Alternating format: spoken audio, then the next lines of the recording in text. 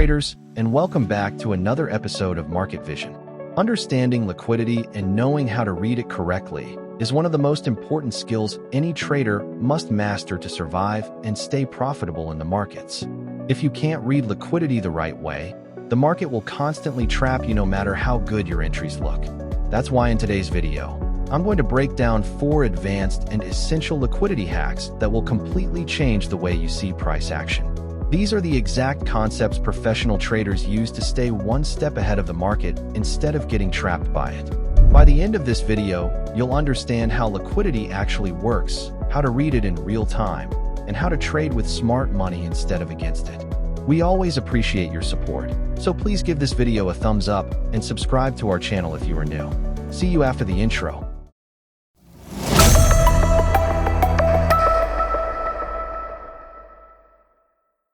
Welcome back, traders. So let's get started. Hack number 1. Identify the trading range before you analyze anything. The first thing is simple. Before anything else, you need to identify your current trading range.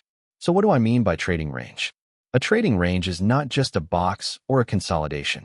It's the area where price is currently operating and where liquidity is being built. In simple terms, it's the zone that gives us the most information about future price direction once the price breaks either side of it. As long as the price is inside this range, we need to carefully monitor the price action. So how do you identify your current trading range? The first step is to zoom out at least 1 or 2 timeframes higher than your entry timeframe. For example, if your entry timeframe is 1 minute, define your range on the 15-minute timeframe. If you trade from the 5-minute, look at the 15-minute, 30-minute, or 1-hour time frame. If your entry time frame is 1 hour, your trading range should come from the 4-hour or daily time frame. And this is critical.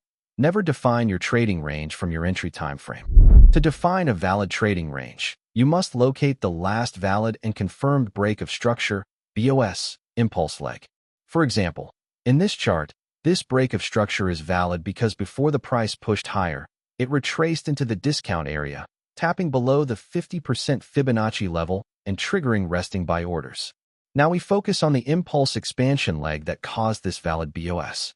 Once price later pushes below the most recent internal low at the premium area, which acts as an inducement, it confirms 2 things at the same time: that the bullish expansion leg is complete, and that this swing high now marks the upper boundary of our trading range. This is how a valid trading range is formed. You might ask, why don't we consider this single impulse move from this swing low to this swing high as our trading range? Here's the reason. If you draw a Fibonacci tool from the swing low down to this swing high, you'll notice that price never retraced into the 50% level of this impulse. That means none of the discounted buy orders were triggered. Because of that, this move is not a valid BOS, this breakout is fake, and this range is not a valid trading range. This retracement is nothing more than a temporary pause while price prepares to complete its real impulse leg. For a trading range to be valid, the price must break below the most recent internal swing low, the inducement, confirming that the bullish expansion is finished. Only then do we have a real trading range that we can rely on. Once your trading range is properly defined, you stop chasing breakouts. You stop buying highs and selling lows, and you stop guessing direction. Instead, you wait for confirmation such as liquidity sweeps, inducement, or a shift in delivery. This is where real high-probability trading begins. Now that we've identified our trading range, the next hack is understanding where liquidity actually sits inside and outside that range. Once you understand external and internal liquidity, you stop asking, is price bullish or bearish? And instead you ask, which liquidity is price targeting first? That question alone changes everything. Let's start with external liquidity. External liquidity exists outside the trading range. You'll typically find it above major swing highs or below major swing lows, exactly where retail stop losses are resting. These are the areas smart money uses to manipulate the price. Your trading range high and trading range low are the most important external liquidity levels you need to pay attention to. Why? Because they are the closest external liquidity pools to the current price, and price is far more likely to target one of them first before doing anything else. Keep this in mind. Most market manipulation happens around external liquidity levels, especially around major session highs and lows. You can think of external liquidity as one side of a magnet. but a magnet always needs two poles. The other side is internal liquidity. Internal liquidity exists inside the trading range. This is where most of the real action happens.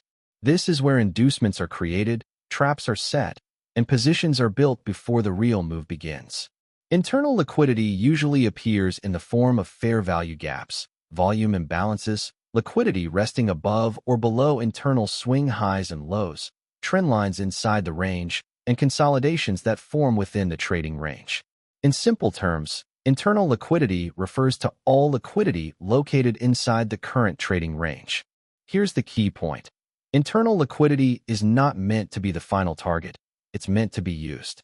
Smart money constantly uses internal liquidity to fuel moves toward external liquidity, and that's exactly why you need a solid understanding of it.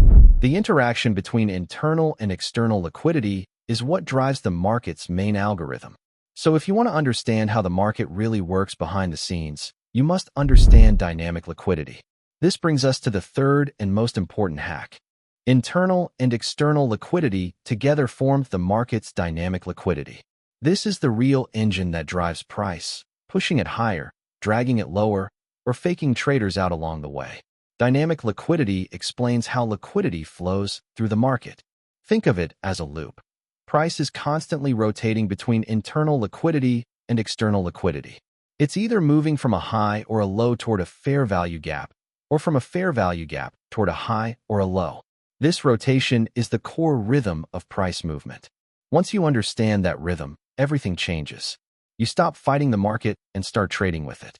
Dynamic liquidity is the force that pulls price forward, and that insight gives you a powerful edge in anticipating direction and timing the next move. Inside a trading range, price usually moves first toward internal liquidity. That internal liquidity can appear as internal highs or lows, or as fair value gaps. As price approaches these internal targets, inducement forms.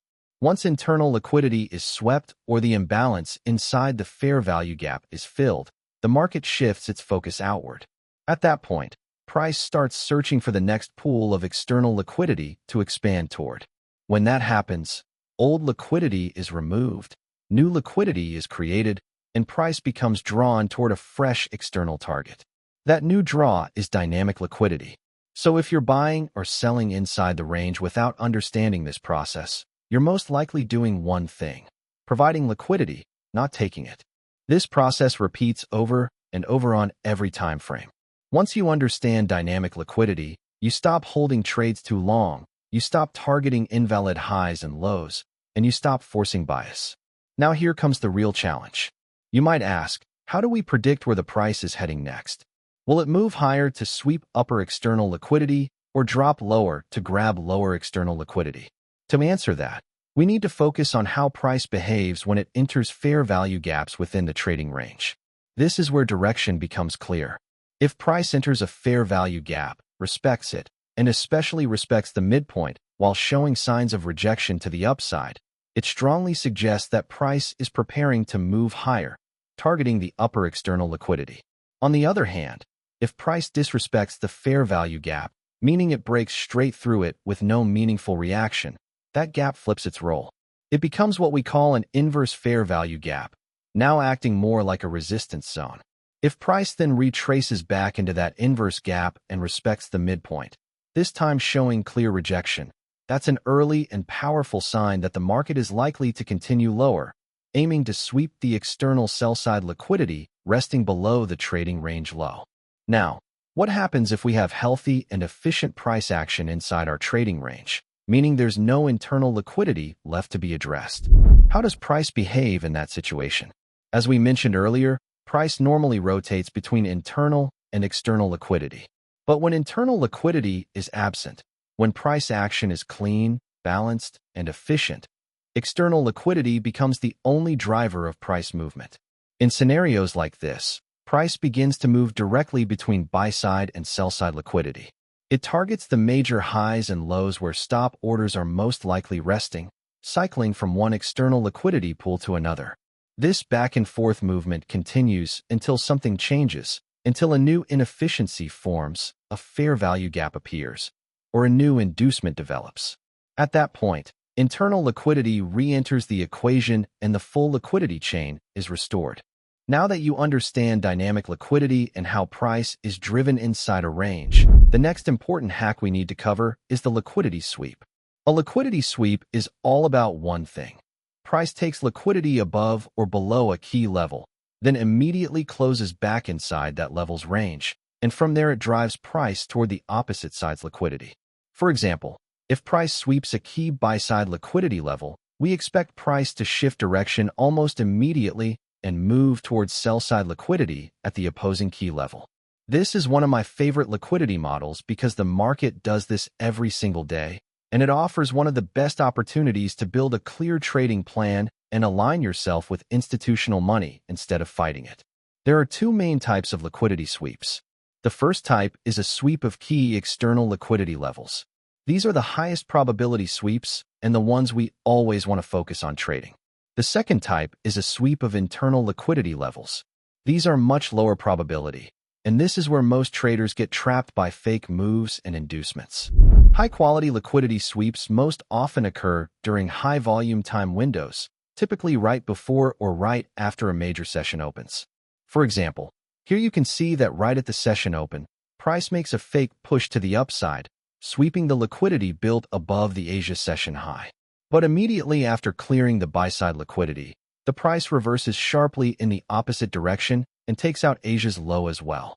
So in this sequence, price sweeps both buy-side and sell-side liquidity and then continues in its intended direction. If you look closely, you'll notice that price does the exact same thing at the New York session open. Price pushes above the London high, sweeps the buy-side liquidity resting there, and then immediately shifts direction toward the next key sell-side liquidity, which is the London low.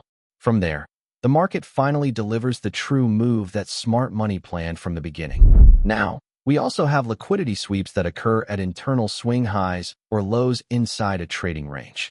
These are not real liquidity sweeps, and most of the time, they lead to low probability trades. The reason is simple. The most important liquidity always sits above or below the high and low of the trading range. Because of that, price is far more likely to target external liquidity, not internal swing points. So our focus should always be on liquidity sweeps at key external levels, not just any internal high or low. There is one important exception that can create a high-quality trade opportunity. If price sweeps internal liquidity right before tapping into an unmitigated fair value gap on the opposite side, that significantly increases the probability of a sharp move toward the next external liquidity pool, especially when it aligns with the higher timeframe trend. This is where internal liquidity acts as fuel, not as the final target. That's it, traders. Thanks for watching. I hope you found this video valuable. If you did, hit subscribe and turn on notifications so you never miss an update. Drop a comment below with your thoughts or topics you'd like to see next. Your support means the world to us.